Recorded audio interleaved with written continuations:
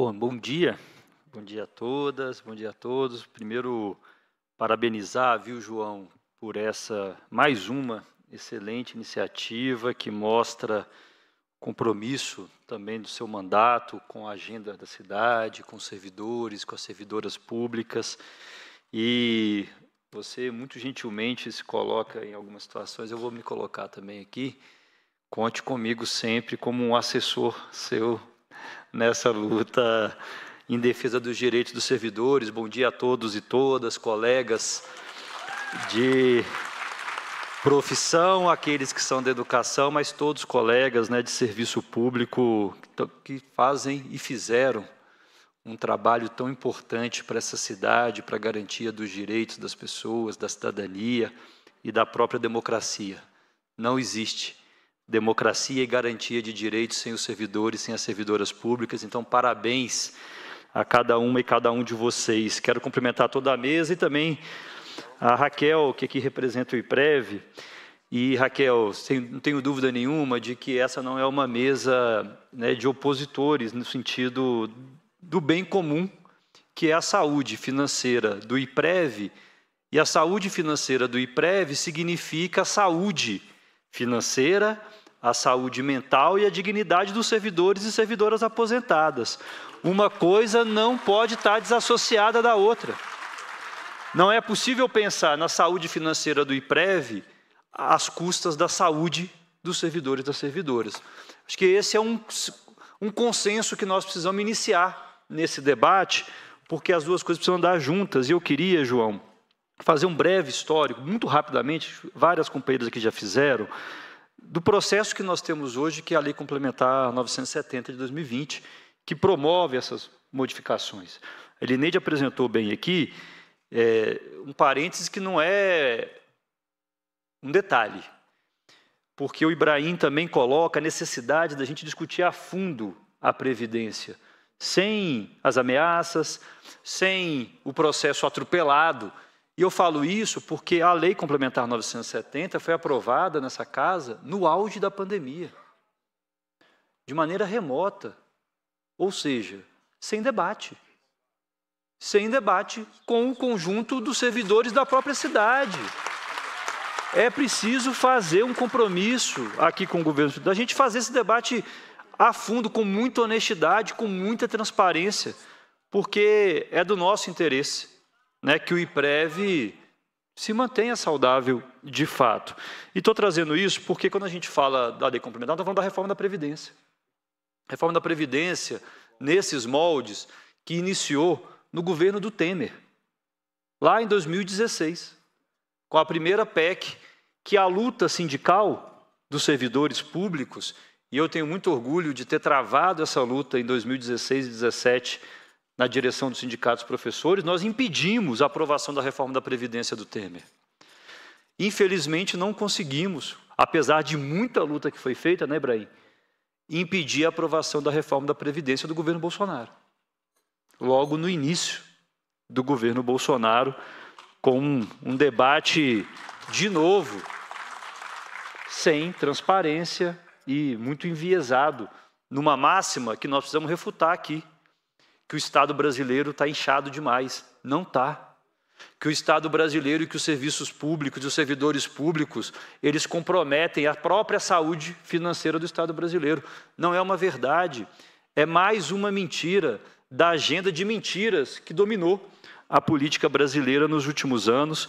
E coloco isso porque a luta também contra a reforma da Previdência no DF, ela foi fundamental.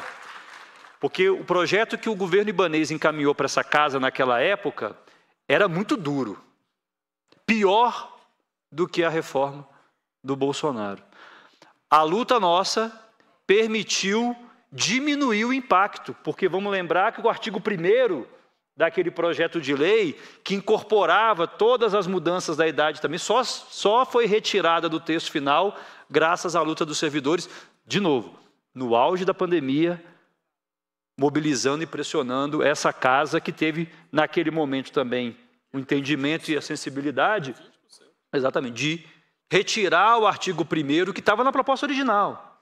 Porque hoje o governo, inclusive, utiliza isso como desculpa para manter as alíquotas do jeito que está. Mas a proposta inicial estava lá o artigo 1º. Foi a luta dos servidores que impediu a aprovação também do artigo 1º, mas que não conseguimos impedir o aumento das alíquotas, que, diga-se de passagem, é pior, é mais cruel do que a própria reforma do governo Bolsonaro. Os servidores públicos do DF pagam mais do que os servidores públicos federais, os aposentados e pensionistas, porque na regra nacional a isenção continua sendo o teto do regime geral da Previdência, hoje R$ 7.504, se eu não me engano. Aqui não.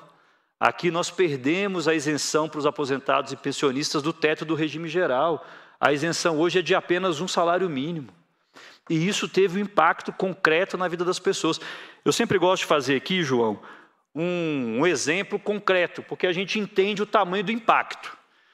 Eu vou pegar aqui um valor que foi dito na mesa, agora eu não lembro por quem, que é um dado real, de que a maioria dos servidores recebem até R$ 7.000. Então vamos pegar alguém que recebe R$ 7.000. Qual que é o impacto dessa política para quem recebe R$ 7.000? O governo apresentou, no final do semestre passado, uma proposta de reajuste, que não é reajuste porque nem recompõe a perda inflacionária dos últimos anos, mas que deu 6% no contra-cheque de todos os servidores públicos dessa cidade. Para quem ganha R$ 7.000, 6% significa R$ 420. No bruto. 7.000 bruto, então significa um aumento no bruto de R$ 420. Só sobre o aumento das alíquotas, comparando a Lei Complementar 769 de 2008, ou seja, a regra anterior, com a nova, o aumento da contribuição previdenciária foi de R$ 514,80.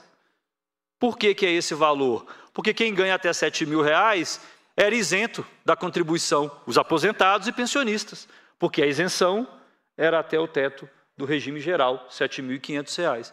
Então você deixou de ser isento e passou a contribuir com aquela margem de um salário mínimo até o teto, 11%, o que dá R$ 514,80. Além disso, já foi dito aqui também, o reajuste no plano de saúde no INAS, que saiu para os titulares de 400 para 490 e para os dependentes de 200 até 490. Então vamos fazer uma conta aqui também. Um servidor, uma servidora aposentada que tem um dependente, ela teve um reajuste na contribuição no desconto do INAS de R$ 380, com um dependente. Se tiver 2 dependentes, esse reajuste dá R$ 670 a mais no contra-cheque.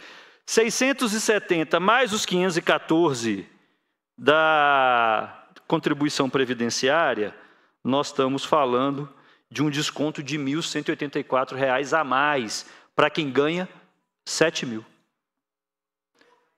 É esse o tamanho do peso que foi imposto para os aposentados servidores públicos dessa cidade.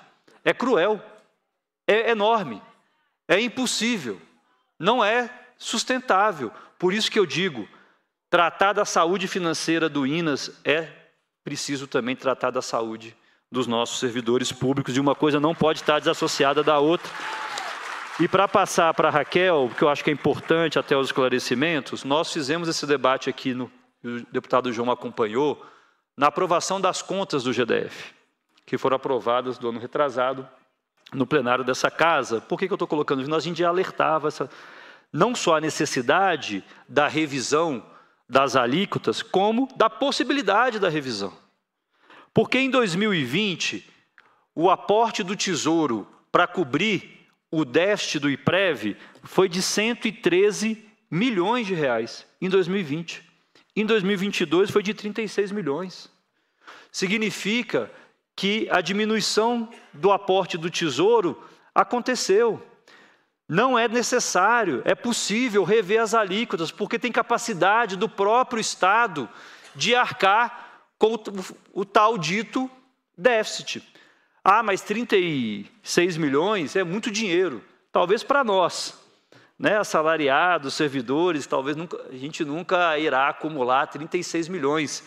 Mas se a gente pegar os 36 milhões e comparar com a arrecadação do Distrito Federal, significa 0,1% da arrecadação do GDF.